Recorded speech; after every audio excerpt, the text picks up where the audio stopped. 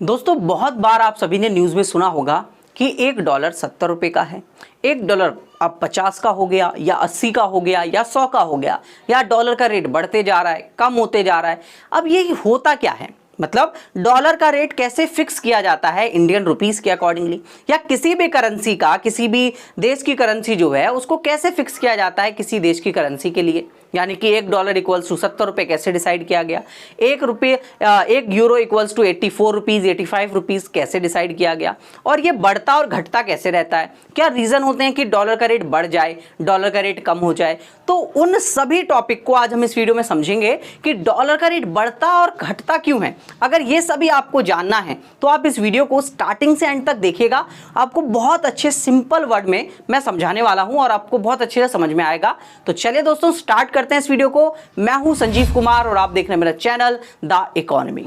तो दोस्तों जब मैं बात करता हूं $1 इक्वल्स टू 70 रुपये की, तो मैं वहां पर बात कर रहा होता हूं फॉरेन एक्सचेंज रेट की, यानी कि विदेशी विनिमय दर की। तो हमने वहां पर डिसाइड किया कि हमारी देश की विदेशी विनिमय दर कितनी है। जैसे मैंने कहा कि हम $1 अगर खरीदते हैं तो उसके बदले में हमें 70 रुपये देना पड़ेगा। अगर $1 70 का है, अगर 80 का है तो 80 रुपये देना पड़ेगा, 50 का है तो 50 रुपये देना पड़ेगा। अब ये फिक्स कैसे किया जाता है, इसके लिए हमारे पास जो है दो सिस्टम है। मतलब हम जब बात कर रहे हैं कि डॉलर का रेट कितना होगा या किसी करेंसी का रेट कितना होगा, उसके लिए हमने जो है दो सिस्टम बनाए हुए हैं। उन दोनों सिस्टम को हम बहुत अच्छे से समझते हैं। देखिए सबसे पहला सिस्टम आपके पास होता है आपका फिक्स एक्सचेंज रेट सिस्टम, यानी विदेशी विनिमय दर प्रणाली। ठीक है, विदेशी विनिमय दर प्रणाली।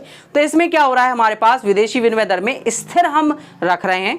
ठीक है, क्योंकि ये स्थिर विनिमय दर प्रणाली है, यानी फिक्स एक्सचेंज रेट सिस्टम है, जहां पर हम एक्सचेंज रेट एक बार डिसाइड कर रहे हैं कि $1 50 रुपये का होगा, तो आने वाले वक्त में $1 50 का ही बिकेगा। क्लियर है। अब ये डिसाइड कैसे किया गया कि $1 50 का होगा या €1 60 का होगा, 70 का होगा, कैसे डिसाइड किया जाता है। उसके लिए हमने जो है गोल्ड स्टैंडर्ड यानी स्वर्ण मान प्रणाली एक बनाई हुई है, गोल्ड स्टैंडर्ड सिस्टम बनाया हुआ है, जिसमें हम देखते हैं कि एक जो कंट्री है जैसे इंडिया है, या फिर हम बात करते हैं यूएसए की, इनके पास कितना गोल्ड है। जैसे इंडिया के पास अगर हम कहते हैं कि गोल्ड की एक मात्रा है और इंडिया में 1 ग्राम गोल्ड जो है वो 50 रुपये का आता है, वही 1 ग्राम गोल्ड जो है यूएसए के अंदर $1 का आ जाता है। अब 1 ग्राम गोल्ड दोनों इक्वल यूनिट्स हो रही हैं, उन इक्वल यूनिट्स के बेस पर हमने डिसाइड कर दिया कि $1 जो है वो 50 रुपये के इक्वल होगा, क्योंकि 1 ग्राम गोल्ड जो है इंडिया में 50 रुपये का आता है और वहीं 1 ग्राम सोना या गोल्ड जो है यूएसए में आता है $1 का। तो वहां पर $1 इक्वल्स टू कितना हो गया, 50 रुपीज। समझ में आ गया। इस तरीके से हम डिसाइड कर देते हैं। या फिर अगर हम बात करते हैं कि $1 जो है इंडिया में 50 रुपये का है, और अगर €1 की हम बात करें तो इंडिया में वो 70 रुपये का है या 100 रुपये का है। क्यों है, क्योंकि वहां पर जो गोल्ड का रेट है, 1 ग्राम गोल्ड का रेट है वो €0.5 है, और €0.5 है तो इंडिया में कितना हो जाएगा, 100 के इक्वल हो जाएगा ना। समझ रहे हो ना मेरी बात को, क्योंकि वहां पर €1 2 ग्राम गोल्ड के बराबर होगा, और 2 ग्राम गोल्ड इंडिया में कितने का आता है, 1 ग्राम 50 का आता है, तो 2 ग्राम 100 का आएगा कि नहीं आएगा। तो इस तरीके से हम जो है एक्सचेंज रेट यानी कि विनिमय दर को निर्धारित करते हैं। पहला सिस्टम हुआ आपके पास फिक्स एक्सचेंज रेट वाला। ठीक है, दूसरा सिस्टम होता है आपके पास फ्लेक्सिबल एक्सचेंज रेट सिस्टम, यानी कि नाम्य या लोचशील विनिमय दर प्रणाली, जिसके अंदर एक्सचेंज रेट जो है फिक्स नहीं रहता, इसमें एक्सचेंज रेट बढ़ता घटता रहता है। अभी मैंने जो आपको फिक्स बताया ये पहले चलता था, आज के वक्त में चलता है फ्लेक्सिबल यानी कि नाम्य, जो बदलता रहता है। और आप अभी देखते भी हैं कि डॉलर का रेट कभी बढ़ जाता है बहुत ज्यादा, कभी बहुत ज्यादा कम हो जाता है। तो ये रीजंस आपको देखने को वहां पर मिल जाते हैं। ठीक है, अब इन्हीं के रीजंस के ऊपर हम डिस्कशन भी करेंगे। पहले समझते हैं ऐसा कैसे डिसाइड करते हैं हम जब हमारे पास एक्सचेंज रेट बढ़ता और घटता रहता है। तो फ्लेक्सिबल एक्सचेंज रेट सिस्टम में यानी नाम्य या लोचशील विनिमय दर प्रणाली में हम लोग फिक्स करते हैं या भी किसी भी करेंसी की डिमांड और सप्लाई के बेस पर, मांग और पूर्ति के बेस पर। यानी कि इसका मतलब क्या हुआ, हमारे पास किसी करेंसी की कितनी डिमांड है, हम यहाँ पर डॉलर को लेके चलते हैं कि डॉलर की कितनी डिमांड है हमारी कंट्री में और कितनी सप्लाई की जाती है डॉलर की। मतलब डॉलर हम लोग कितना जो है मांगते हैं उनसे। ठीक है, उन्हें हमें चाहिए डॉलर, हमें डॉलर क्यों चाहिए होता है उसके भी अलग रीजन है, अभी मैं आपको डिस्कस करूंगा। और दूसरा होता है सप्लाई, कि डॉलर हमारे पास आता कैसे है। तो डॉलर आना मतलब सप्लाई, डॉलर हमारे द्वारा मांगना मतलब मांग यानी कि डिमांड। ठीक है, यहां तक आपको समझ में आया। अब बात होती है कि डिमांड हम लोग क्यों करते हैं, हमें डॉलर क्यों चाहिए, ठीक है, डॉलर क्यों जरूरत पड़ती है हमें। तो सबसे पहला रीजन है कि अगर हमने फॉरेन से कुछ सामान खरीदा है, विदेशों से कुछ सामान खरीदा है और वहां डॉलर चलता है, तो उसको हमें डॉलर के रूप में ही पेमेंट करनी पड़ रही है। तो डॉलर के रूप में पेमेंट करनी पड़ेगी तो डॉलर चाहिए भी होगा, इसलिए हम डॉलर की डिमांड करते हैं, डॉलर की मांग करते हैं। दूसरा होता है हमारे पास कि अगर हमें कोई लोन चुकाना है, मान लीजिए हमने किसी कंट्री से लोन लिया था और वो डॉलर में डील करती है, डॉलर चलता है वहां पर, तो हमें उसको जो लोन चुकाना होगा वो भी डॉलर्स में चुकाना होगा। तो इस तरीके से हमें डॉलर की क्या पड़ती है, जरूरत पड़ती है, मांग हम करते हैं। बट वहीं हम बात करते हैं सप्लाई की, यानी कि डॉलर जो है वो आता कैसे है हमारे पास। तो डॉलर आएगा अगर कोई विदेशी हमारे देश में घूमने आ जाता है, वो डॉलर साथ लेके आता है और इंडिया में जो एयरपोर्ट होते हैं वहां पर जाकर अपनी करेंसी को एक्सचेंज करवाता है, तो वो हमसे रुपए ले लेता है और डॉलर दे देता है, तो हमारे पास डॉलर आ जाते हैं, ठीक है। तो इस तरीके से सप्लाई हो जाती है। दूसरा हम कह सकते हैं कि अगर हम कुछ सामान उन्हें बेचते हैं, मतलब हम उन्हें कुछ सामान एक्सपोर्ट कर रहे हैं, निर्यात कर रहे हैं, बेच रहे हैं, तो वो अपनी करेंसी में हमें पेमेंट दे रहे हैं, डॉलर दे रहे हैं, तो वहां से भी हमारे पास क्या जा रहा है, डॉलर आ जा रहा है। या फिर अगर उन्होंने हमसे लोन लिया था और वो हमें कुछ पेमेंट दे रहे हैं अपनी करेंसी में ही, तो हमारे पास डॉलर आ जाता है। तो इस तरीके से डॉलर की सप्लाई होती है इंडिया के अंदर और डॉलर की डिमांड हम लोग करते हैं, हमें ज़रूरत होती है डॉलर की इन सभी पेमेंट को करने के लिए, भुगतान को करने के लिए। तो जब किसी भी करेंसी की डिमांड और सप्लाई, यानी डॉलर की डिमांड और पूर्ति बराबर होती है, जिस विनिमय दर पर, जिस एक्सचेंज रेट पर, वहां पर फिक्स हो जाता है कि आपके पास इतना एक्सचेंज रेट रखा जाएगा। एक एग्जांपल की हेल्प से मैं आप सभी को समझाता हूं। टेबल देखिएगा आप सभी, यहां पर मान लेते हैं एक्सचेंज रेट 1 2 3 4 5 है, ठीक है। डिमांड की बात करते हैं, पहले मांग की बात करते हैं, फिर हम बात करेंगे सप्लाई की, दोनों को एक साथ लेके चलेंगे।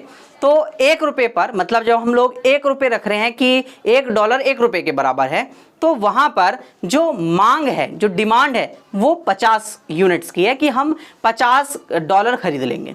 क्लियर है। तो वहां पर क्यों है, क्योंकि डॉलर का रेट बहुत सस्ता है, इसलिए हम खरीद लेंगे उसे। बट जो सप्लाई है, मतलब डॉलर हमारे पास आना है, वो केवल $10 की है, मतलब $10 ही वो हमें देने के लिए तैयार है। हम भले ही कितना खरीदने के लिए तैयार हो, इससे फर्क नहीं पड़ता। तो अब क्या होगा कि 40 डिमांड, यानी $40 की डिमांड क्या पड़ जाएगी, कम पड़ जाएगी। हम कहेंगे भाई $40 हम कहाँ से लेके आएंगे, तो हम कहते हैं चलो भाई 1 रुपए ना रखकर हम एक्सचेंज रेट, मतलब $1 = 1 रुपए ना रखकर 2 रुपए रख देते हैं। अब जैसे ही 2 रुपए रखा, हमने कहा भाई अब हमें महंगा पड़ रहा है, अब हमें महंगा पड़ रहा है, तो अब हम $50 नहीं खरीदेंगे, हम केवल $40 ही खरीद रहे हैं। और वो जो अमेरिका है वो कह रहा है कि अब हम आपको $10 की जगह $20 देने के लिए तैयार हैं, क्योंकि अब हमें फायदा हो रहा है, अब 2 रुपए मिल रहे हैं हमें, यानी कि $1 के बदले अब उन्हें 2 रुपए मिल रहे हैं, और अब हमें 2 रुपए देने पड़ रहे हैं $1 के बदले, तो हमें महंगा मिल रहा है, इसलिए हमने कमी कर दी, उन्होंने क्या कर दी, बढ़ोतरी कर दी। वहीं अब मैंने कहा, देखा यहां पर कि 40 डिमांड है और सप्लाई कितनी है, 20, अभी भी भाई $20 की कमी पड़ जाएगी। ये भी हम एक्सचेंज रेट नहीं रख सकते भाई, दो देश दोबारा से इसको क्या करेंगे, डिसाइड करेंगे। अब कहा जाता है कि भाई चलो 30 रुपए रख ले, और 3 रुपए रख लेते हैं डॉलर का रेट, $1 = 3 रुपए। अब यहाँ देखा कि भाई डॉलर का रेट महंगा हो गया, अब हमने कहा भाई डिमांड हम लोग क्या कर रहे हैं, कम कर रहे हैं, तो हम लोगों ने अपनी डिमांड को क्या कर दिया, कम कर दिया। अब हम केवल $30 ही खरीद रहे हैं। अब उन लोगों को फायदा हो रहा है, अब उन्हें पहले $1 के बदले में 2 रुपए मिल रहे थे, अब 3 रुपए मिल रहे हैं, 3 रुपए मिल रहे हैं, तो पहले से ज्यादा मिल रहे हैं, पहले से ज्यादा मिल रहे हैं, तो वो अब क्या कहेंगे, भाई हम ज्यादा देने के लिए तैयार हैं, हम 30 देने के लिए तैयार हैं।